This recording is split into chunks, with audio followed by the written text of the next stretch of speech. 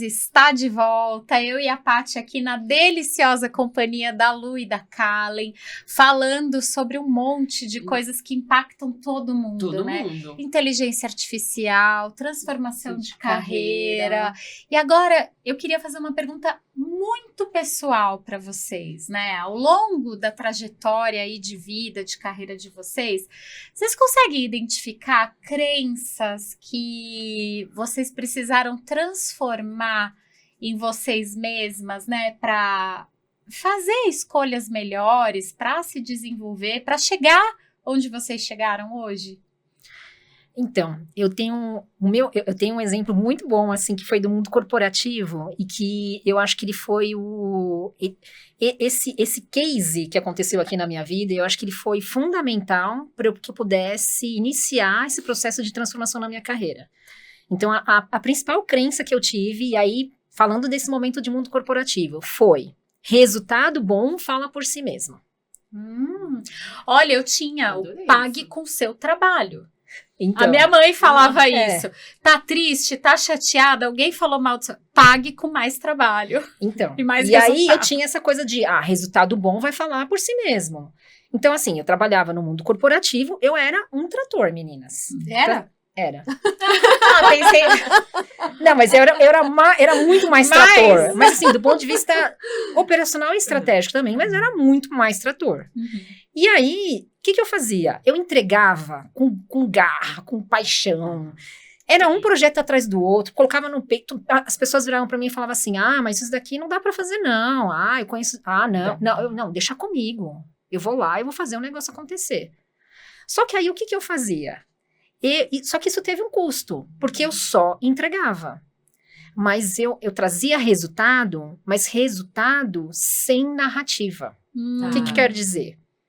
Eu trazia o resultado, mas eu não contava pra ninguém. Tem uma frase sobre isso, Kalen, que eu adoro. Eu tive a felicidade de um dos meus primeiros gestores falar assim pra mim: Priscila, não adianta você botar um ovo de avestruz se você pia feito uma codorna. Então, e aí, o que eu fazia? Eu entregava, mas eu entregava projetos. Imagina, eu trabalhava no varejo. Eu entregava projetos, eu estava numa estrutura internacional, que eu negociava com grandes indústrias, implementava projetos que nem o mercado local, os países não conseguiam implementar, só que no fundo, os países meio que entregavam como se fosse deles, mas na verdade quem viabilizava era eu. E aí, eu não comunicava isso. E naquela época já existia LinkedIn.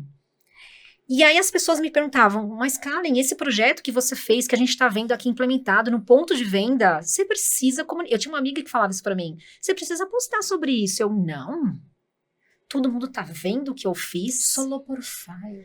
Imagina, eu vou ficar comunicando, fazendo marketing pessoal, se autopromovendo. Você achava que isso era errado? Eu achava que era... vergonhoso, né? Por quê? Porque o varejo tinha muito disso. O varejo era muito low profile. Não, vai estar lá se exibindo. Só que eu comecei depois a entender, só que a ficha só foi cair, meninas, depois que eu saí do varejo. Porque aí eu comecei a ir nas lojas e eu vi os meus projetos lá implementados até hoje. Eu vejo até hoje nas lojas. Eu falo assim: gente, eu nunca falei sobre isso.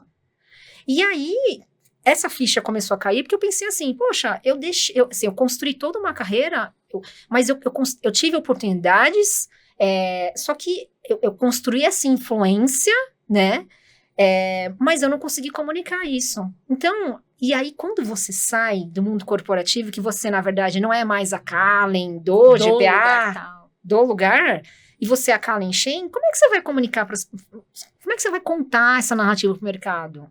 As pessoas não sabem o que você fez. Ela não é construída da noite pro dia, né? Foram anos ali que você desperdiçou a oportunidade de fazer barulho em torno disso, né? Então essa foi a maior crença que hoje eu vejo, que não fez sentido nenhum, que se eu tivesse olhado lá para trás, voltar e falar, deixa eu falar as coisas que eu fiz, deixa eu contar. E eu estava numa estrutura internacional, eu viajava para os outros países, eu implementava projetos em outros países.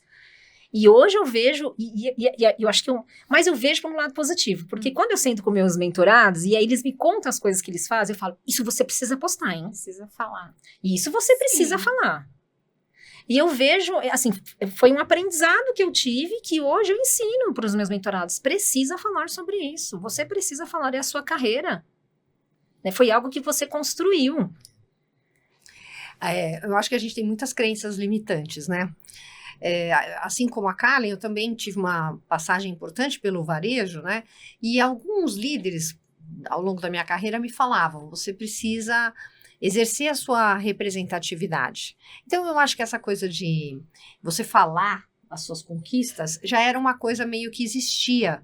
Mas quando exercer a representatividade, era aquela coisa de exercer presencialmente, né? Todo mundo no presencial, dentro da empresa, e isso fica restrito. O que a Kalen traz é justamente essa mágica de exercer a representatividade, mas hoje de uma forma muito mais ampla, porque a gente tem uma plataforma disponível para isso. Exatamente. Então, exercer a representatividade com confiança de forma digital é o que eu acho que precisa ser desafiado em todos os executivos hoje, porque é isso que vai trazer o seu legado. Tem uma trava, né? Tem um medo. Isso não é vaidade. Não. Né? E a gente tem essa percepção de que a gente vai estar se autopromovendo. Mas eu preciso falar. E assim, e o que eu vejo que é mais assustador, que eu tenho clientes homens e mulheres. As mulheres são as que mais tem receio de se expor, de falar sobre os resultados que entregam. Elas têm muito mais dificuldade, elas querem ser muito mais low profile. Não precisa falar sobre tudo isso, vamos... Diminui o escopinho. E aí eu vejo que os meus clientes homens, eles falam, vamos falar sobre isso sim. Inclusive... eu fiz isso e aquilo. E aí você percebe que, sabe assim... coloca um vamos molho, aumentar né? um pouco mais aqui, vamos colocar um glamour a mais. E eles fazem questão de postar. Eu vejo, muitas pessoas já me deparei ao longo da vida. E eu li em algum lugar que nós, principalmente nós mulheres, nós temos o medo de demonstrar soberba em cima do que nós somos capazes de fazer. Então, eu falo às vezes até por mim, que às vezes faço... alguma coisa, eu falo, nossa, que legal, mas não vou falar porque pode aparecer como soberba. E a gente precisa, sim, mostrar o nosso trabalho, o que a gente desenvolveu, até para você servir como exemplo para outras pessoas, para quem tá começando, inspiração, quem tá começando, tipo, olha que legal que a Kalen fez, eu quero chegar onde ela tá, vou me inspirar nela. Então, eu acho que tem que ter, sim, essa exposição. E, às vezes, a gente até tem... não vou dizer que é pelo motivo errado, mas quando eu tava, né, na penúltima posição executiva, eu era muito encorajada a divulgar as coisas que eram feitas, mas não da perspectiva do meu trabalho, da perspectiva do employer branding da organização. Porque vão saber que a gente faz isso, vai atrair pessoas mais capacitadas, mais qualificadas. Então, não era por mim. Eu fazia, sei lá, para ter menos trabalho no recrutamento e seleção.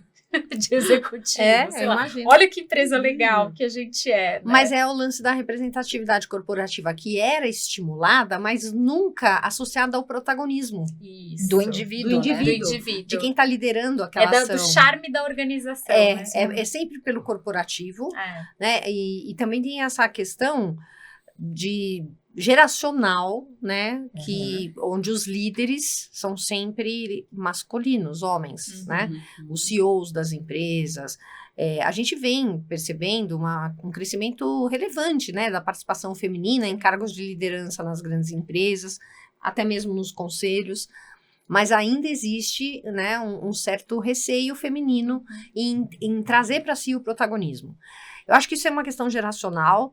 Eu acho que o pessoal que está entrando no mercado de trabalho hoje, mesmo eu atendo alguns jovens também, e o que eu observo é que as meninas, né, são, por exemplo, em programas de mentoria, as meninas são um maior volume. As meninas que entram nas faculdades também um número maior do que os meninos. Então, eu acho que tem um movimento que, obviamente, vai demorar algum tempo, né?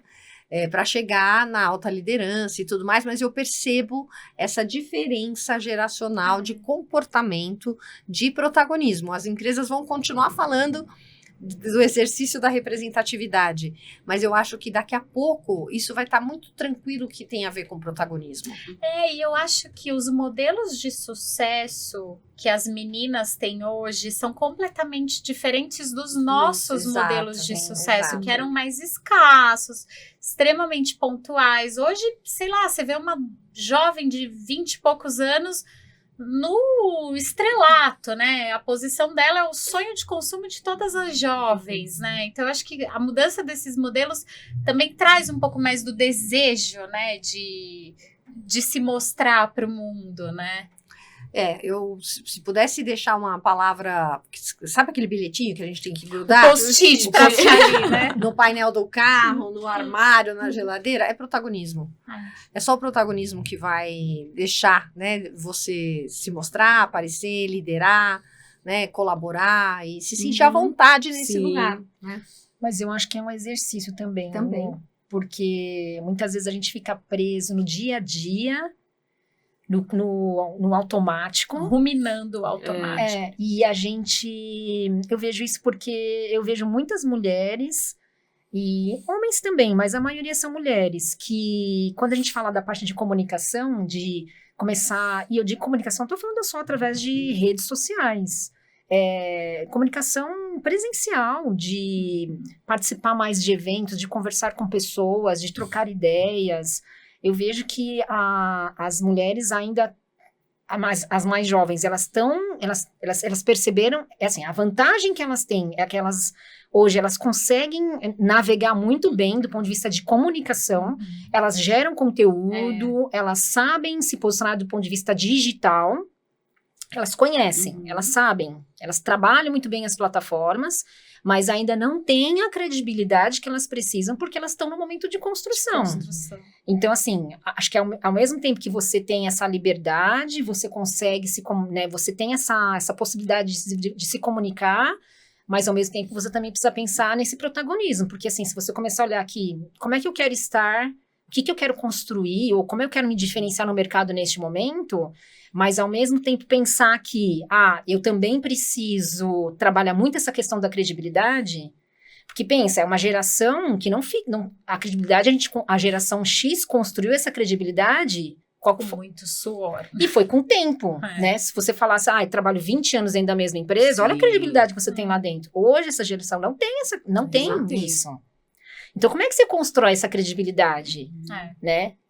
Até pouco tempo atrás, a gente que era da geração X, pegava um currículo de um jovem e falava, nossa, você viu? Pulou de galho em galho. Se falava muito isso hoje mesmo. A gente não vê mais isso como uma desvantagem, né? É uma vantagem. Exatamente. Por quê? Porque a pessoa, ela tá lá tendo essa, querendo ou não, ela tá tendo essa flexibilidade, essa resiliência, não tá satisfeita, não gostou, não atendeu o propósito, vamos engole muito menos sapo, né? Que a gente engolia. Então, eu vejo que, assim, eles têm uma vantagem, mas ao mesmo tempo precisam entender que também precisa criar credibilidade. Sustância. Sustância. Porque senão, com o tempo, assim, o que vai acontecer? Vão estar aqui falando com vocês nesse podcast, mas e a bagagem? E o repertório? Né? Como é que eu vou trazer isso? A ampliação de repertório é uma coisa que a gente estimula muito no dia a dia, né? Com os executivos, com os clientes, de uma forma geral. Eu sempre recebo umas perguntas, mas como eu faço isso? Né? Por onde eu começo? Por onde eu começo? Onde que eu fortaleço a minha narrativa? Né? Como é que eu construo meu storytelling? Então, saber se comunicar passa por muitas frentes, né? E criar autoridade, né? E ampliar repertório, autenticidade, reconhecimento, é um processo. Acho que essa geração que vem vindo, né? Vem já com facilidades que nós não tivemos, porque a gente tinha um modelo de trabalho que era né, longevo, exaustivo, né? Não, entrava e tem a IA a seu favor. Exato, hoje sim, hoje existe a IA a favor, né, dessa geração. E como é que amplia o repertório? Começa, né, a história do protagonismo. Que tal começar, né, estando atualizado sobre os principais movimentos de mercado, se especializar naquele setor no qual você tem domínio e interesse, né? Eu acho que essas coisas é um processo, né? Tudo é um processo, mas que hoje você conta com muito mais ferramentas para navegar com tranquilidade e criar sua própria autoridade, né? Imagina, gente, lembrei agora que você falou, né? Na primeira semana de faculdade, em 1999, eu tive um professor que falou, vocês saindo daqui, vocês têm que assinar a revista Exame. Porque um administrador que não tem informação, ele não vai parar em lugar nenhum. Não sei o que, ele vai cair no limbo. Olha que loucura, né? E hoje a facilidade de acesso. Então, eu lembro que eu vendia meu vale-refeição para pagar a assinatura da Exame. Sim. E eu que assinava o valor econômico. Valor econômico. Mas, na faculdade foi ensinado que precisava ter o valor econômico. Mas eu acho que hoje a gente tem acesso à informação de forma muito mais simples, né? Mas, particularmente, eu não acredito que dispensa a leitura de um velho e bom veículo né, de comunicação, né? Então, nas palestras semanais que eu conduzo, né, na LHH, que é um compartilhamento dos principais insights de mercado, as principais notícias de cada setor e tudo mais, eu já recebi uma vez, no particular, no chat, uma pergunta, Luciane, onde você arruma tudo isso? Daí eu falo assim, gente, peraí, né? Tá disponível, né, no Instagram, no TikTok, né, mas assim, eu leio um jornal, né, tenho acesso à informação fidedigna, porque eu acho que o mais importante, e eu acho que esse é um desafio das gerações mais novas, né, que é você entrar em contato com uma informação com fonte confiável. Com fonte. Porque até mesmo ontem vou contar um caos. Entrei no Uber um pouco antes do jogo, né? Tava indo para casa. E aí começamos a falar sobre o futebol. Porque Bruno Guimarães, porque o Paquetá, não sei o quê. Aí um rapaz virou para mim e falou assim: você viu que o Rafinha falou que ele não queria ser convocado para a seleção? Eu falei, gente, eu perdi essa informação. Onde? Onde, né? Daí eu fui consultar os universitários, os especialistas em futebol, que eu tenho 2 exemplares. Você tem 2 em casa, é mais fácil. Eu tenho 2 exemplares em casa e fui lá. Falei, meninos, é verdade que o Rafinha falou que não queria ser convocado para a seleção? Daí os 2 falaram, mãe, não, isso não é verdade. Daí eu fui procurar também para ver. Então, esse é um exemplo de como a informação, nem sempre com fonte fidedigna, é multiplicada de forma ampla. O moço, né, na verdade, ele puxou papo comigo, tal, não sei o que. Um vídeo do TikTok lá, e ele aí viu transforma em verdade. Exato, né? E as pílulas, são pílulas, né? Fora de contexto. Que são os cortes que eles posicionam ali da forma que eles querem. E é isso que você está falando. E a juventude hoje, eles consomem. O que eles consomem de informação? É isso, o TikTok, essas plataformas, que nem sempre. Nem sempre. E tem muita coisa de qualidade nas plataformas, né? Mas aí você precisa. Mas são recortes, né? Então, são recortes e a gente precisa entender todo um contexto. Eu acho que um prejuízo que essa geração tem é a falta de paciência para navegar e para compreender o contexto. Eles olham para a pílula isolada e transformam ela num fato, numa verdade, né? Falta esse sentimento de investigar, de apurar, de aprofundar. Fica tudo muito na superfície, né? E quando eu falo de LinkedIn para os meus clientes, a Lu tem alguns clientes em comum comigo, né? Quando a gente fala em programa de recolocação, a gente pega muito no pé desses nossos clientes em relação à informação que você gera, o conteúdo que você gera, porque, querendo ou não, é a sua credibilidade. Né? Então, assim, você está lá colocando uma informação, qual é a fonte disso? Isso. Né? E o LinkedIn valoriza muito isso. O algoritmo mudou agora recentemente, então, se você citar fontes fatos, dados e comprovar essas fontes, ou pelo menos marcar ou fazer alguma referência, isso é um insumo muito valioso para a rede. Tanto é que hoje as próprias inteligências artificiais, as generativas, elas buscam o LinkedIn como segunda maior fonte de conteúdo. Então, quando a gente trabalha do ponto de vista de comunicação, de geração de conteúdo, a responsabilidade é muito maior dentro de plataformas que você tem que gerar muito mais confiança, você sabe que as pessoas realmente têm que buscar essa autenticidade, então é algo que eu busco muito, mas é o que a Lu falou. Se você não tiver se você não conseguir trabalhar esse repertório, né, você pode ter 20, 30 anos de empresa, né, mas é nessas horas que você começa a entender se aquela pessoa realmente tem conteúdo, se ela realmente, o conhecimento que ela adquiriu, né, essa bagagem que ela trouxe aí de 20, 30 anos, querendo ou não, é o que vai trabalhar a reputação dela. Ela tem uma reputação, mas como é que ela vai continuar trabalhando isso no digital? Né? Qualquer pessoa hoje pode fazer um vídeo, pode gravar uma informação, pode comunicar uma informação, mas você buscar a sua credibilidade, falar, trazer dados, conquistar a sua autoridade, né, Carla? Isso. Então, você sempre fala. Precisa, é uma construção. Eu falo que é uma construção. A autoridade não é assim de uma hora para outra. Só porque eu tenho 30 anos de empresa, eu tenho muitos executivos que viram pra gente e falam, eu quero começar a trabalhar porque eu sou muito bom, eu fui diretor durante muitos anos, e eu fico pensando assim, tá aí, mas isso não quer dizer nada. Né? A gente pode, quantas vezes a gente, né, que eu falei, muito tempo dentro das empresas não quer dizer que você é um bom profissional. Exatamente. Pelo contrário, eu já conheço muita gente que ficou muito tempo dentro da mesma empresa e sabe aquela pessoa que você fala assim, nossa, vai morrer dentro dessa função, que não conseguiu evoluir, não conseguiu crescer. Não se transformou, né? Que é o que a gente falou no episódio anterior. A transformação de carreira. Então isso faz parte, e a comunicação é importante, não tem jeito. Hoje as pessoas, elas querem crescer, elas querem se desenvolver, querem evoluir, mas a comunicação é importante. Tanto é que quando a gente fala de LinkedIn, a geração de conteúdo é um dos principais pilares. Não dá para você se posicionar sem você se comunicar. É verdade. Né? Então, as pessoas precisam entender sobre isso. E aí, a gente ainda tem muitos executivos, muitos clientes que nos procuram e falam, mas eu não quero gerar conteúdo. Mas eu não quero fazer um vídeo. Quero me expor. Não quero me expor. Eu quero só ter lá o meu perfil. Hoje, não 2026, né? Não existe mais isso. Eu não tô falando que você tem que ser uma apresentadora ou um podcaster. Não é isso.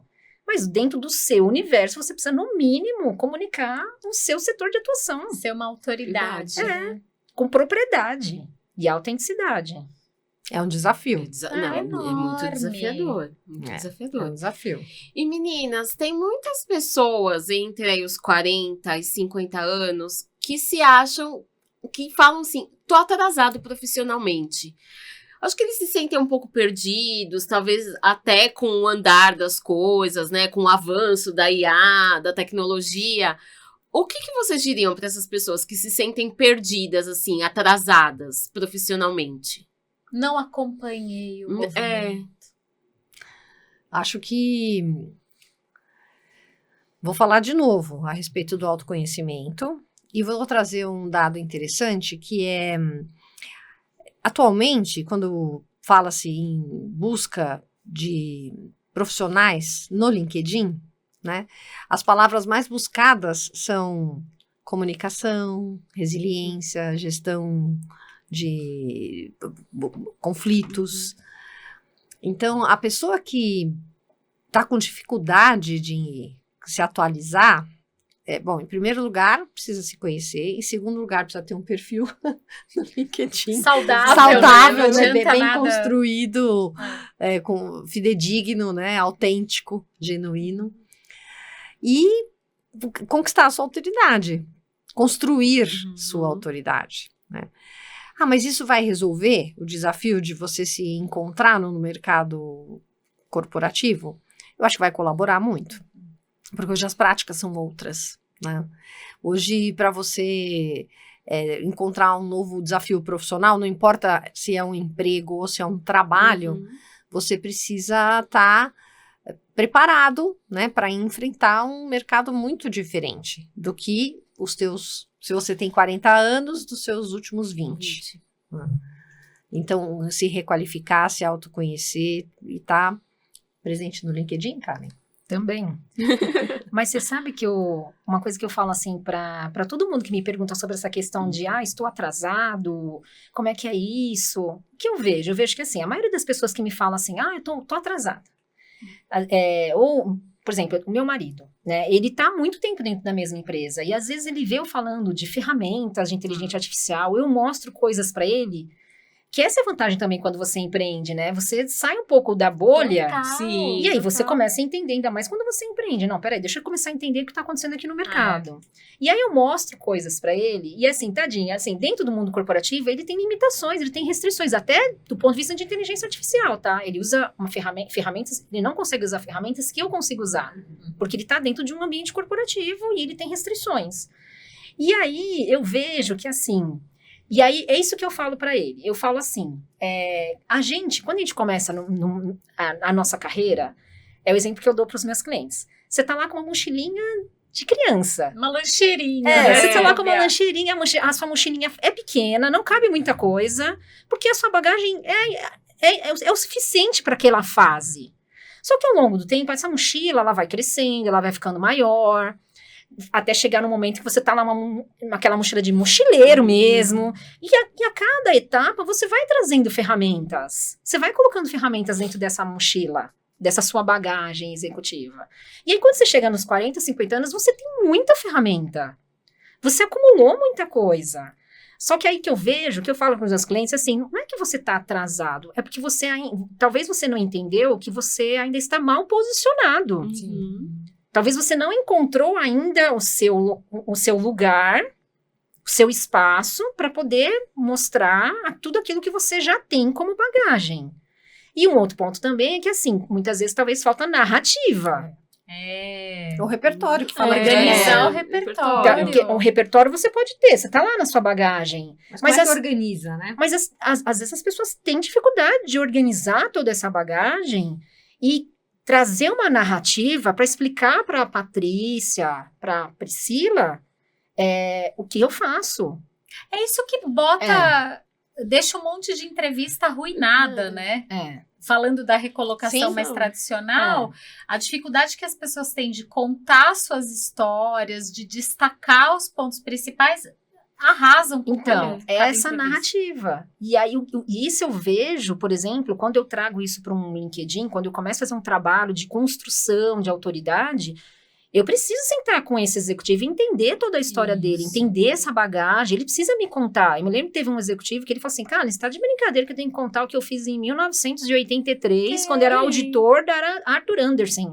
Eu falei, sim, você precisa me contar, porque eu preciso entender quem é você. E aí até ele brincava assim, mas ninguém vai ver isso no LinkedIn. Eu falei, tá, mas o algoritmo vai. A inteligência artificial vai olhar. E é ele que vai decidir em que posição você fica, então, que história que você está contando aqui? Qual que é a narrativa que você está trazendo para o mercado? E essa narrativa tem como base essas ferramentas. A gente fala muito nos clientes que a gente atende em conjunto a respeito da construção do seu diário de bordo. Né? Você precisa saber. Né? Por isso que é importante saber o que você fez lá em 1983, quando estava na Arthur Andersen, porque isso tudo faz parte da sua narrativa profissional.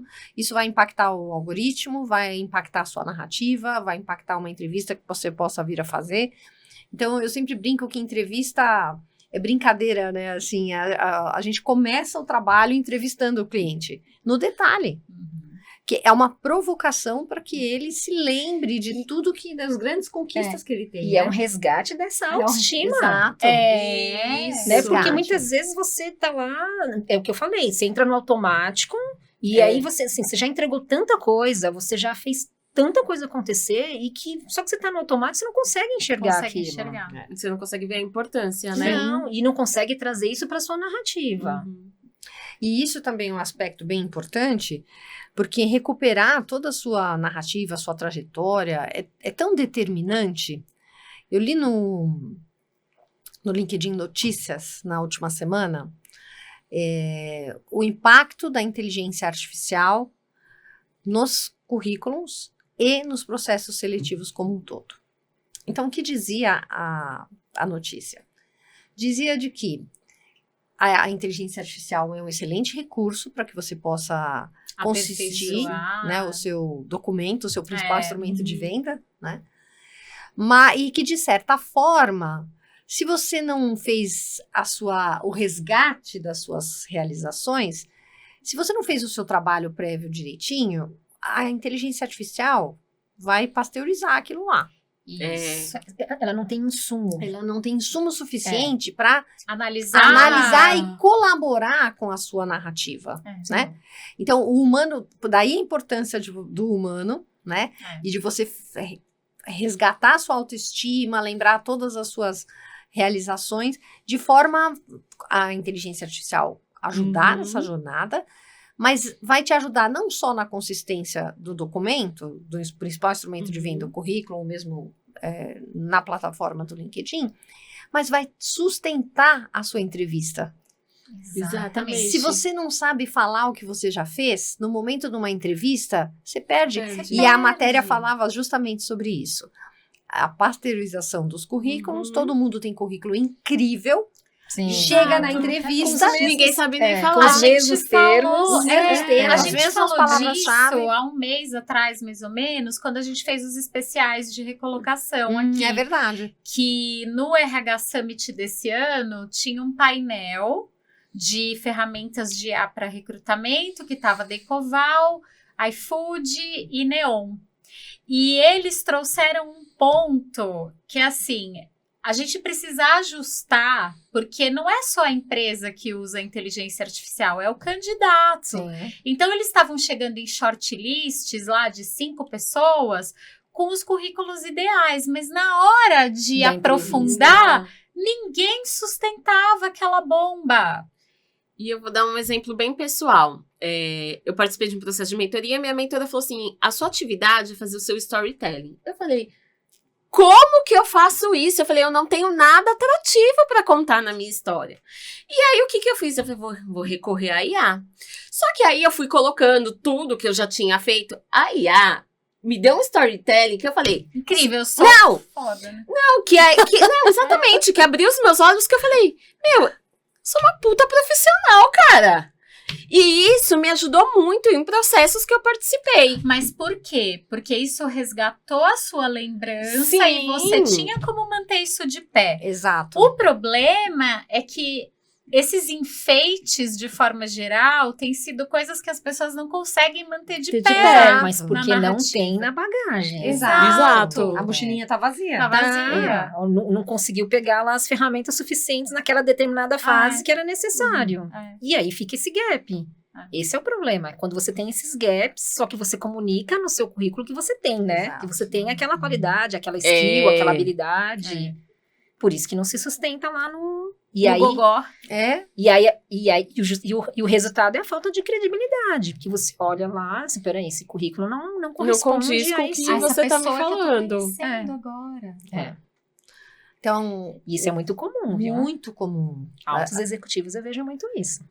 A importância do autoconhecimento, do resgate da narrativa, da história, do resgate da história, do resgate da autoestima, como disse a Kalen. E as pessoas, os executivos, eles viram pra gente e falam assim, me ajuda a fazer o meu currículo? Achando que você vai fazer. Não, né? achando que, assim, é a coisa mais simples que existe. Não, porque, assim, é toda uma história, uma construção, a gente precisa sentar e realmente entender. Não é um trabalho simples. Mas, assim, modéstia à parte, né, Lu? Quando a gente faz esse trabalho, quando a gente tem pessoas que estão dispostas a encarar, a contar, a trazer todo esse repertório, a gente faz um trabalho fantástico. Porque eu falo, cada pessoa tem o seu potencial. Todo mundo tem essa mochilinha, todo mundo carregou essa mochilinha. É verdade. Né? Mas, infelizmente, algumas pessoas deixaram de lado a mochilinha, né? Não conseguiram trazer aí no meio do caminho, ou trouxeram ainda faltando muitas ferramentas, que ainda assim a inteligência artificial vai ajudar. São passíveis de resgate, né? Você precisa se dedicar, se comprometer com aquela etapa. É mergulhar no processo. Mergulhar no E aí que você consegue construir uma narrativa para entender assim, vamos lá, como é que eu vou... Agora eu sei como eu preciso me posicionar. Não dá para me posicionar falando que eu sou um alto diretor na área de supply chain com todo esse embasamento de conhecimento, porque eu não tenho todas as... Posso até ter chegado lá como diretor, mas não tenho. Então, assim, não é essa narrativa que eu vou levar para o mercado. E aí, quando eu falo de geração de conteúdo no LinkedIn, muitas vezes, onde eu pego essa falta de repertório? Quando eu pergunto e falo, tá, você quer falar sobre... O que você quer falar no LinkedIn? Você quer começar a postar? Ótimo. Quais são os pilares de conteúdo que você precisa falar aqui? Qual que é a sua linha editorial, né? Que vão conversar com a sua trajetória. Muitos executivos gaguejam nessa hora. Ah, vou falar sobre liderança. Eu falei, tá, mas o que vai diferenciar você falando de liderança de outros profissionais que todo mundo fala de liderança? Qual é o molho que você vai trazer? E aí que você começa a entender, são essas provocações que a gente precisa fazer.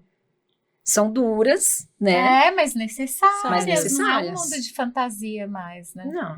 Ai, meninas, tá muito bom esse nosso papo, né? Essa conversa. Eu acho que tá ajudando muita gente lá do outro lado, né? Provocando.